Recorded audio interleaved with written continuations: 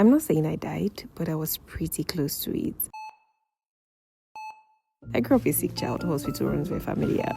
One time, I didn't go to the hospital for a few months, and when I got there, the nurse didn't even know when. She was like, long time. No, but for real, asthma showed me shaky. Hi, my name is Anne, content producer, business owner, many things, but most importantly, all day, every day, I am a child of God. One day I had an emergency. I was picked up from school, taken to the hospital, sat at the lobby waiting for the doctor. By the time I stood up, everything went blank. Apparently, I passed out.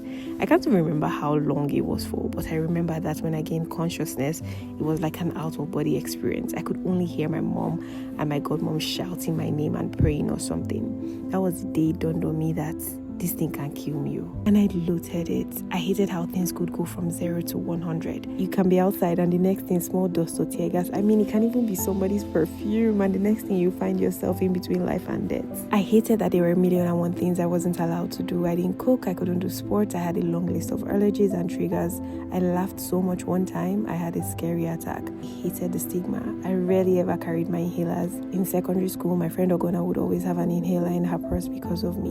One of the reasons I have mad love and respect for her, by the way. Of course, I prayed so much. There was a time that every night I'd fall asleep listening to healing scriptures by Kenneth Hagin. After a while, I got tired of asking. I'm like, whatever wants to happen should happen. If my life was going to count, let it count for God. One day, I'm in a Holy Ghost meeting when I had a word of wisdom. I just had a knowing that this thing wasn't going to be a bother to me anymore. I can't explain it. Nobody laid hands on me, nobody called my keys, but I just began to laugh. I laughed and laughed.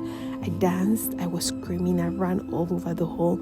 I did all the things I couldn't do, and I kept doing it for days and weeks and months, and I knew something had changed. Did I still get attacks once in a while after that? Yeah, but it was different. It was less frequent, and the fear that used to grip me left. I knew I wasn't fighting for my life anymore. I was living from a place of victory. There's been too many times asthma would have taken my life, but Jehovah Rapha said no.